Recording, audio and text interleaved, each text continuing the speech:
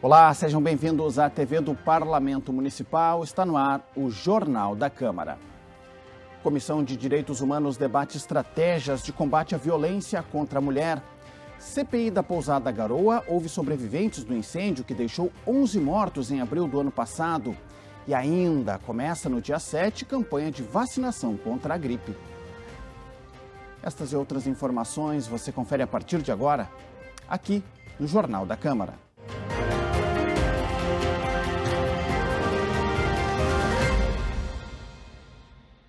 Começa no dia 7 de abril, próxima segunda-feira, a campanha de vacinação contra a gripe aqui na capital gaúcha. E na abertura do Jornal da Câmara de hoje, vamos ampliar essas informações, trazer o serviço de como será o atendimento. Nosso convidado é o enfermeiro responsável técnico da Atenção Primária à Saúde de Porto Alegre, Leonardo Rodrigues. Leonardo, seja muito bem-vindo aqui ao Jornal da Câmara. Muito obrigado pela presença. Tudo bem? Tudo bem, obrigado pelo convite estar aqui hoje. Tudo certo. Tudo pronto para mais uma campanha de vacinação aí contra a gripe? Tudo pronto, então a partir de segunda-feira, nossos postos todos estarão abertos para a população poder se vacinar, né, nessa grande estratégia de campanha da vacinação que inicia na próxima semana. E é importante, né, que essa vacinação seja feita cedo, né, para que tenha o tempo, né, de fazer essa imunização quando chegar o período mais frio, né, as pessoas estejam imunizadas, mais tranquilas, né? Perfeito. A gente sabe que agora, com a chegada do inverno, né, nós estamos tendo invernos aí bem rigorosos, a tendência do vírus da influenza de se espalhar e contaminar pessoas, ela aumenta. As pessoas tendem a ficar em espaços mais confinados e a transmissão da influenza ela é muito fácil. Então, a gente pede para que a população já comece a se vacinar para quando chegar o período crítico do inverno, todos estarem imunizados e a gente conseguir diminuir os casos de gripe aqui em Porto Alegre. Isso é importante. A gente começa a ter um escalonamento nesse processo de vacinação, né, Leonardo? Falar um pouquinho, né? A gente tem um primeiro bloco, né, de prioritários que se vacinam, um segundo e o terceiro na terceira semana, né? Primeiro a gente começa com pessoas a partir de 60 anos, crianças até 6 meses e menos de 6 anos, gestantes, puérperas até 45 dias pós-parto, quilombolas e indígenas, né? É isso nessa primeira fase, né? Perfeito. Como toda estratégia da campanha da gripe, ela começa por grupos prioritários. Porto Alegre não vai receber muitas doses nessa primeira remessa, por isso optou-se aqui em Porto Alegre de nós fazer um escalonamento desses grupos. Então a gente começa por esses, ressaltando a importância da vacinação das crianças, né? A gente tem somente em 2024 60% das crianças vacinadas e a gente precisa que elas se vacinem esse ano para aumentar essa cobertura. A gente tem visto um escalonamento, né, para cima de síndrome respiratória aguda grave de internações em 2024, desde 2019 isso está acontecendo. Então a gente pede para as crianças se vacinarem para que isso diminua mesmo em Porto Alegre. Tem algum fator que tem influenciado nesse percentual que chama atenção, né? Um percentual bem abaixo, né, do que se espera, se preconiza, né, para um público-alvo, né, que geralmente é na base ali de 90%, né? Tem algum fator que tem...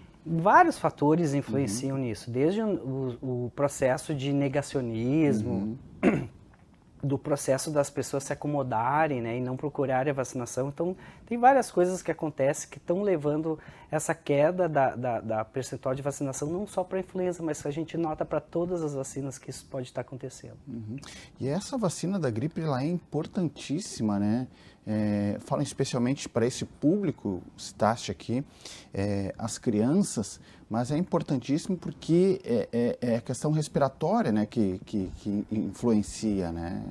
Essas questões podem se agravar de forma perigosa, evidentemente, né? Exato, a gente tem aí as crianças, os idosos, que são mais suscetíveis a desenvolver a forma grave da doença, as pneumonias que levam a óbito, né? Então a gente pede também que as gestantes cuidem muito da sua vacinação. Por quê? Porque quando elas se vacinam, elas conferem a imunização dessas crianças até os 6 meses pela amamentação ou uma herança que elas têm dessa imunização da gestante. E já a partir de 6 meses a criança já pode receber o seu reforço, né, a sua vacinação. Então a gente pede para que as crianças, principalmente que os pais levem as crianças para a vacinação, porque elas podem desenvolver, as crianças são mais suscetíveis, elas se contaminam mais em creches, em espaços mais confinados, elas são também aquele grupo que mais transmite também o vírus para outras pessoas. E aí, às vezes, a vovó, né, que não está vacinada, tem contato com essa criança contaminada, a vovó pode também desenvolver a forma grave da doença. Então, a gente faz esse apelo que as crianças, os idosos, os gestantes, então, que vacine esses grupos prioritários. Todas as outras pessoas mais adiante vão ter a sua vacinação também dada, não só para os grupos prioritários, mas a estratégia da campanha de vacinação ela vai até o final do ano, né? Então, nesse primeiro momento, a gente pede para os grupos prioritários já adiante a sua vacinação. Quem tiver o direito, já faça a sua vacinação. Na próxima semana do dia 14, abre para profissionais de saúde, profissionais de educação, forças de segurança, e assim vai ser escalonado. Na terceira semana, todos dos grupos prioritários já vão ter direito a receber a vacinação.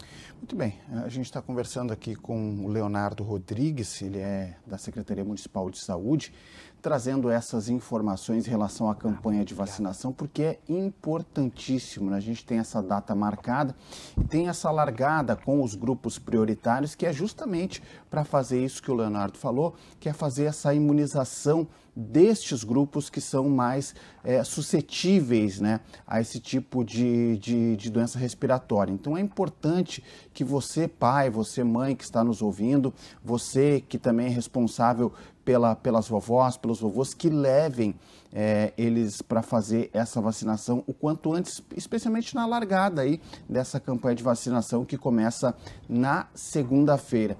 E é importante também a gente trazer essa informação, né, Leonardo, de que todos os postos, todas as unidades estarão com a vacina disponível, né?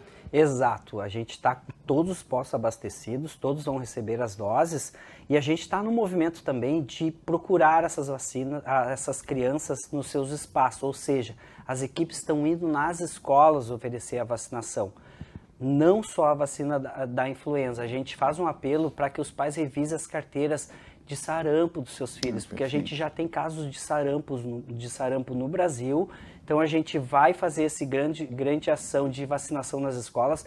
Vamos começar pelas escolas infantis para olhar vacina da influenza, vacina do sarampo, vacina da coqueluche. A gente está tendo uma alta de casos de coqueluche, então isso vai ser revisado na escola infantil também. Depois nós vamos ampliar para as escolas de ensino médio para pegar não só a influenza, mas também ofertar a vacina do HPV, a CWY para esses adolescentes também. Então a gente está fazendo um movimento de não ficar mais esperando que as pessoas se vacinem. Né? A gente está indo atrás dessas pessoas e vamos começar pelas escolas infantis para começar a vacinação com foco na influenza também. Muito bem, a gente conversou aqui na abertura do Jornal da Câmara com o enfermeiro responsável técnico da Atenção Primária à Saúde da Secretaria Municipal de Saúde, Leonardo Rodrigues. Quero te agradecer pela gentileza, pela forma didática também, né, como trouxe esses dados, reforçando a importância da vacinação. Começa dia 7, ó, bota aí na agenda, dia 7, próxima segunda-feira. Os postos vão funcionar a horário normal, tem aqueles que funcionam até mais tarde também, né? Isso, nós temos os postos que funcionam até às 17, até às 19, temos 15 postos em todas as regiões de Porto Alegre que ficam até às 22 horas. Chegando dentro desse horário, vai ter a sua vacina garantida. Muito bem, Leonardo, obrigado, bom trabalho, boa campanha.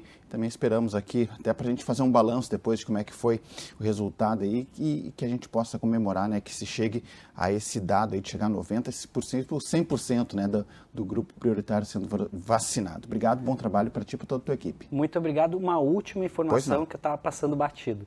Dia 10 de maio vai ser o dia D da vacinação. O dia D, importante. Isso, é um sábado em que todos os postos estarão abertos das 9 às 18 horas, sem fechar meio-dia. Então, aquelas pessoas que não podem se vacinar durante a semana vão ter o dia 10 de maio para poder fazer a sua vacinação. Tem uma questão que vai surgindo questão também, né, pessoal, nos perguntando. Se por um acaso, né, e daqui a pouco eu estou estou incluído na terceira semana ali de priorização e eu chego num posto ali, bom, estou perto de casa, já passei ali, tem vacina? Ele vai poder se vacinar? O que acontece?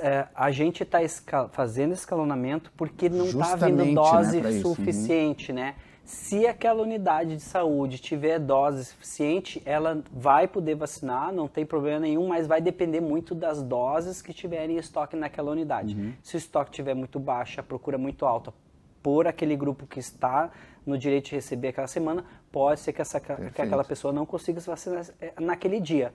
Mas se tiver dose suficiente, sim, a nossa equipe vai fazer, porque vacinação é oportunidade. A gente não pode perder a oportunidade de vacinar ninguém. Não podemos dar ao luxo hoje com as coberturas abaixo do preconizado, que é acima de 90%. Perfeito. Importante esclarecimento. Então fique de olho aí nas redes sociais da Secretaria Municipal de Saúde. Obrigado, Leonardo. Bom trabalho. Muito obrigado. Seguimos agora com informações do Legislativo. A Comissão de Direitos Humanos tratou nesta semana sobre estratégias de combate à violência contra a mulher. No início do ano, o número de feminicídios no estado chamou a atenção e acendeu o alerta para a necessidade de medidas urgentes que possam coibir os crimes praticados contra o público feminino. Ela foi espancada, teve o corpo incendiado, foi jogada pela janela do 3º andar do apartamento que morava e ainda teve os 2 filhos mortos pelo ex-companheiro. Bárbara carrega até hoje as marcas de ser uma sobrevivente de uma tentativa de feminicídio. Na reunião da SEDECOM, Bárbara lembrou do que aconteceu com ela no dia 7 de novembro de 2013. Também falou como é se tornar um símbolo na luta contra a violência feminina. As pessoas acham que só porque passou 11 anos da tragédia que aconteceu comigo, sendo uma das piores tragédias familiares do país, porque eu já superei, que eu estou bem. Não, fisicamente eu posso até ter me reconstruído, mas eu ainda sofro até hoje as consequências dessa violência brutal que eu sofri, na qual meus filhos foram vítimas também. Seu Enio, um vizinho, morador do prédio, também faleceu. Então é complicado, porque eu nunca aceitei que os números aumentassem. Pelo contrário, a minha luta até hoje é justamente por isso, para que a gente consiga, como sociedade, como sobrevivente, como ativistas, sempre diminuir as estatísticas dos números de violência contra as mulheres, né? Especialmente de violência doméstica, na qual me afetou fisicamente e psicologicamente. E as estatísticas de violência assustam, principalmente em relação ao feminicídio. Esse tipo de crime teve uma disparada no número de casos no começo de 2025. Somente em janeiro, 10 mulheres foram assassinadas pelos seus companheiros ou ex-companheiros aqui no Rio Grande do Sul. E apesar dos dados da Secretaria Estadual de Segurança Pública indicarem que os índices de feminicídio vêm em queda nos últimos 2 anos, qualquer tipo de violência contra a mulher acende um alerta de preocupação. O tema do encontro da comissão foi proposto pela vereadora Vera Armando, do Partido Progressista. Carmen Mujica, comandante da Guarda Municipal de Porto Alegre, está na corporação há 22 anos. Destacou que já foi vítima de violência doméstica e que há 10 anos luta dentro da corporação para uma patrulha voltada ao atendimento da mulher. Ela também observa que os chamados para prestação de socorro ao público feminino estão crescendo na cidade. Citou principalmente casos de assédio em áreas de lazer com mulheres que praticam atividades físicas. As demais mulheres que compuseram a mesa trouxeram mensagens de apoio à causa e se colocaram à disposição para atuar no combate aos crimes contra o público feminino. Nós estamos aqui atendendo um chamado, da sociedade para que haja maior proteção às mulheres da nossa capital. Os índices de violência, eles nos assustam, os casos de mulheres que são agredidas, principalmente dentro das suas casas, os locais que nós deveríamos ter proteção, é justamente ali que o maior número de violência ocorre. 6 de maio nós vamos estar reunidas novamente, contando com a presença dessas mulheres incríveis, e vamos ampliar essa nossa rede com outras convidadas e com outros convidados, os homens de bem. As mulheres precisam conhecer os seus direitos. Só através disso elas vão entender os sinais, daquele relacionamento tóxico e abusivo e conseguir romper o ciclo de violência que elas vivem. Na Comissão de Saúde, vereadores e convidados abordaram os impactos da resolução federal que encerra os trabalhos do Instituto Psiquiátrico Forense.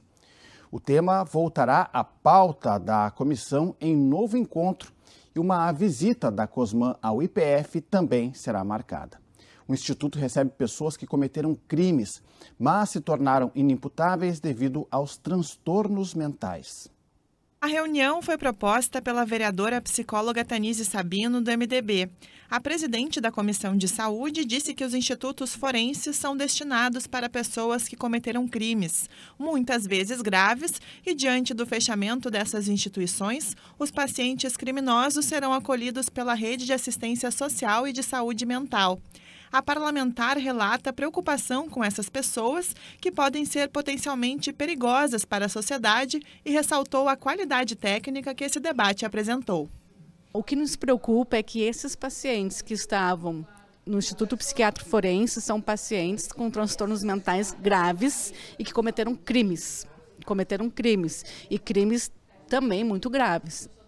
E eles então estão sendo, né, ao longo desse tempo, desse ano, enfim, nos próximos meses, estão saindo do Instituto Psiquiátrico Forense e vão ser, então, atendidos na rede da assistência social, na rede da saúde mental. Eles vão morar naqueles residenciais terapêuticos, RST, que se diz, né? E vão ser atendidos pela rede. Então, o que nos preocupa é a periculosidade desses pacientes, né? Uma vez que eles vão estar atendidos nos mesmos locais que as pessoas comuns. Entidades ligadas à saúde mental debateram a luta antimanicomial, um movimento que propõe uma reforma psiquiátrica e desinstitucionalização da saúde mental desde 2001. E agora, em 2023, afeta diretamente o Instituto de Psiquiatria Forense do Rio Grande do Sul e os pacientes que possuem problemas com a justiça. Psiquiatras da Associação Gaúcha de Psiquiatria disseram que a falta de participação da categoria nesse processo é prejudicial, pois a ida dos pacientes do IPF para a rede de saúde mental comum é um processo complexo. Casos de alta complexidade, né? Casos de muita gravidade.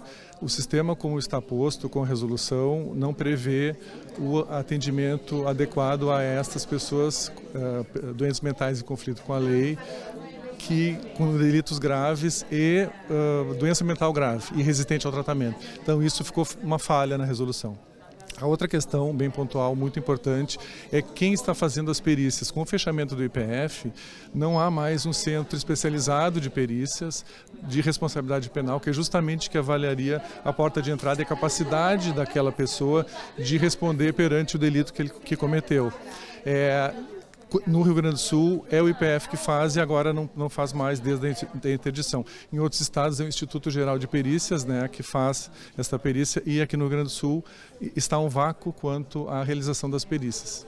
Especialistas falaram sobre as especificidades do atendimento a pessoas com problemas mentais que cometeram crimes.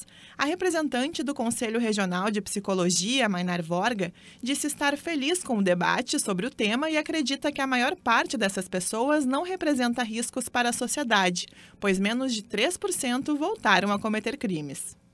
A gente percebe que alguns argumentos vêm sendo repetidos por alguns setores, apesar da discussão prévia, mas penso que é mais importante para a sociedade entender do que estamos falando, porque as pessoas em medida de segurança, ou as pessoas com problemas mentais ou com deficiência intelectual que cometem um delito, elas passam a ser vistas como monstros, e na verdade são só pessoas que estiveram numa vulnerabilidade, que precisaram de um atendimento e que com esse atendimento elas podem ter uma vida muito boa no meio da sociedade e com as quais são pessoas com as quais a gente aprende muito, né? A diretora-geral do Instituto Psiquiátrico Forense relata que atualmente 70 pacientes estão sendo atendidos pelo IPF. Eles permanecem na instituição, pois ainda aguardam vagas em residenciais terapêuticos, acolhimento dos familiares e a decisão judicial a respeito da desinternação ou conversão em tratamento ambulatorial. Com o fechamento do IPF, Graziele Schmaltz aponta que a maior dificuldade é conseguir vagas para abrigar os pacientes. A gestora do IPF ressalta ainda que a transferência desses pacientes não vai sobrecarregar o sistema de saúde pública, tendo em vista que são poucas pessoas. Acredito que o número é muito pequeno e de uma forma ou outra eles já estão sendo atendidos, né? A Secretaria de Saúde Estadual e as redes municipais já têm feito isso. Acho que é uma questão de aprimorar, né? Mas está sendo feito aos poucos e com certeza a gente vai conseguir abarcar todos os pacientes.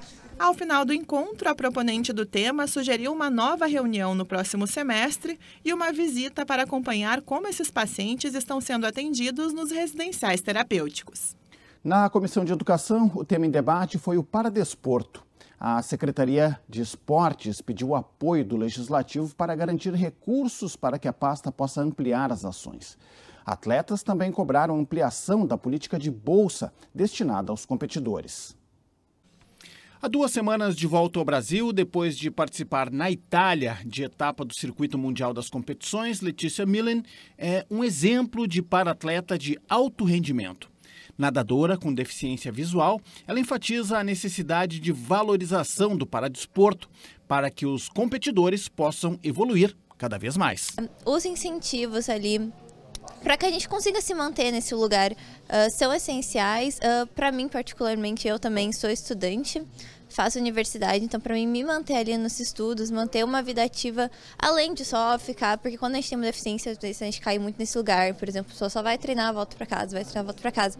Então, poder ampliar isso para ter esses outros vínculos além do esporte que vão nos desenvolver no esporte também, sabe? E entre essas medidas para ajudar no desenvolvimento do paradesporto, a Bolsa Atleta é fundamental, acrescenta Letícia. Porto Alegre conta com essa política, mas o número de beneficiados ainda é baixo.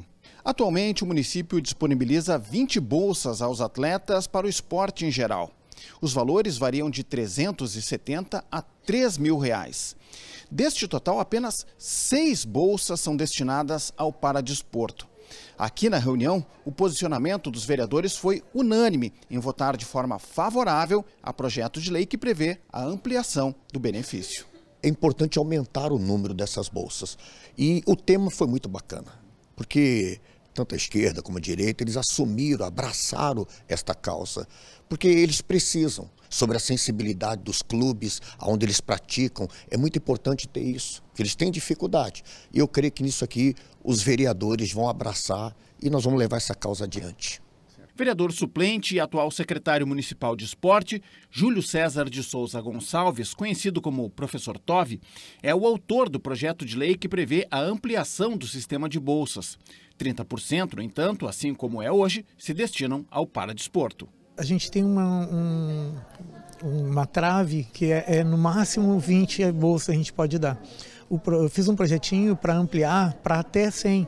Se o recurso estiver disponível, a gente pode aumentar até 100 bolsas atletas. Essa é a ideia. Então é importantíssimo, a gente precisa, e depois com o tempo, se a gente conseguir ampliar mais ainda, né? Tudo depende do recurso que a gente tem ali para ver as bolsas. O projeto ainda não tem data para ser votado. Na reunião proposta pelo vereador Carlo Carotenuto, a coordenadora do paradesporto no município, Lisa Sense, informou que até o final de julho, Porto Alegre passará a contar com atividades do Centro de Referência Paralímpico, uma parceria com o Comitê Paralímpico Brasileiro. A ideia é ampliar a participação de estudantes e atletas nas modalidades. A ideia é a gente trabalhar em cima das modalidades para que as crianças com deficiência tenham a disponibilidade de vir e entender o que acontece com cada aluno. O aluno se sente apto a fazer o vôlei sentado, se sente apto a ir para o judô paralímpico ou o atletismo. Isso é de cada pessoa, isso é de cada criança, sempre respeitando que o centro de referência ele vem para a área escolar e de rendimento. Os vereadores se comprometeram em buscar alternativas para ampliar os recursos destinados à Secretaria de Esportes e ao paradesporto. O encaminhamento de emendas parlamentares é uma das medidas. A Comissão Parlamentar de Inquérito da Pousada Garoa ouviu nesta semana depoimentos de sobreviventes do incêndio que atingiu o prédio. Um dos depoentes foi o porteiro que estava de serviço na data da tragédia em 26 de abril de 2024. Bruno Moraes Martins lembrou as dificuldades enfrentadas pelos moradores para deixar o local assim que as chamas se propagaram. Bruno Moraes Martins foi contratado poucos dias antes da tragédia. Ele era o porteiro no dia do incêndio e afirma que a ordem de trancar a porta às 23 horas era de André Garoa, dono da pousada. Bruno conta que abriu a porta quando ouviu os gritos de socorro. Por volta de 2 horas, e eu escutei um morador gritando, que foi o Glaucio, Fogo, fogo, socorro, tá pegando fogo aqui. E nisso eu corri, eu destranquei a porta da frente, porque a chave ficava comigo. E depois eu voltei, que tinha um extintor próximo à portaria, próximo à minha cadeira ali. Eu peguei este extintor e fui ali em direção ao fogo. Bruno ainda relatou as dificuldades que os moradores enfrentaram para sair da pousada no momento do incêndio. A questão que só tinha uma escada ali, né? Que é a questão que eu acredito que dificultou a saída, né? Uma escada em formato de caracol, ela começava no térreo, né? Até o 3º andar. E ela era de ferro, né? No depoimento, Moraes afirma que mudou de opinião sobre a origem do incêndio. Inicialmente acreditou ser criminoso, mas agora tem dúvida sobre o que aconteceu. Pela especulação, né, que teve no início, como eu disse, eu acreditava, os moradores estavam falando ali, né, sobre que alguém botou fogo, que tinha tráfico ali dentro, né, e a minha opinião era que isso após o incêndio, né, que alguém tinha ido lá e colocado fogo, né. Mas depois, por analisar ali os fatos, né, de que a situação da pousada, a precariedade, né, quando caiu a ficha, eu mudei essa opinião. Além de Bruno, outros 3 sobreviventes foram ouvidos na reunião da CPI na manhã de segunda-feira. Um deles, Cleiton Barbosa Moreira, sofreu queimaduras graves ao tentar escapar das chamas. Ele conta que conseguiu sair pela porta da frente. Estava tudo escuro e alguma coisa estava de errado. Até então eu não sabia se era incêndio. E então aí eu procurei a saída, a escada, cheguei até a escada, senti uma caloria. Mas até então eu não vi fogo nenhum. E aí eu resbalei e fui batendo de cabeça até embaixo. Quando eu me levantei, eu estava com os 2 braços e as 2 pernas queimadas. E o senhor saiu por onde? Pela porta da frente. O relator da CPI, vereador Marcos Felipe, do Cidadania, avalia que a reunião foi importante para esclarecer divergências em relação a outros depoimentos. Então hoje nós podemos esclarecer com quem estava no momento se as portas ou não eram fechadas dos quartos, como era a entrada e saída dos moradores durante a noite e também motivo do fogo, né? Então a gente teve aqui o zelador, o porteiro, que no inquérito afirmou que acreditava ser criminoso, hoje já falou de maneira diferente, colocando que poderia ser criminoso, mas também colocou as condições da pousada, né? A precariedade das condições da pousada. O fato de ter pessoa que estava no momento, a sua versão conta muito. Então foi um momento importante de a gente tirar essas dúvidas, nós não estávamos no momento, também as pessoas que fizeram antigos depoimentos na primeira e segunda sessão também não estavam, então foi extremamente importante ouvir essas pessoas hoje. Para o presidente da comissão, vereador Pedro Ruas, do PSOL, à medida que os depoimentos avançam, a CPI se aproxima dos fatos que resultaram na tragédia. Não havia cautela alguma, nenhuma fiscalização. Aliás, quando ocorreu fiscalização, que foi depois do incêndio, eles foram avisados previamente. Eventualmente, antes, eram avisados para poder maquiar cada unidade das pousadas. Então, mostra que houve, em vários momentos, má fé. Não é pré-julgamento, isso consta dos depoimentos. Nós estamos chegando muito próximos à verdade, e quanto mais chegamos, mais vemos que havia uma irresponsabilidade gigantesca, seja de quem era responsável pelas pousadas, seja de quem a contratou e seja de quem a devia fiscalizar. E isso tudo resultou tragicamente em 11 mortes, 15 feridos e traumas por uma vida inteira. A CPI tem nova rodada de oitivas na próxima segunda-feira, a partir das 9h30 da manhã, com transmissão da TV Câmara. O Jornal da Câmara de hoje fica por aqui. Mais informações do Legislativo você confere ali, no site da Câmara de Vereadores de Porto Alegre. Acesse também o YouTube da TV Câmara. Muito obrigado pela sua audiência, você já sabe. A gente se encontra na próxima edição. Até lá!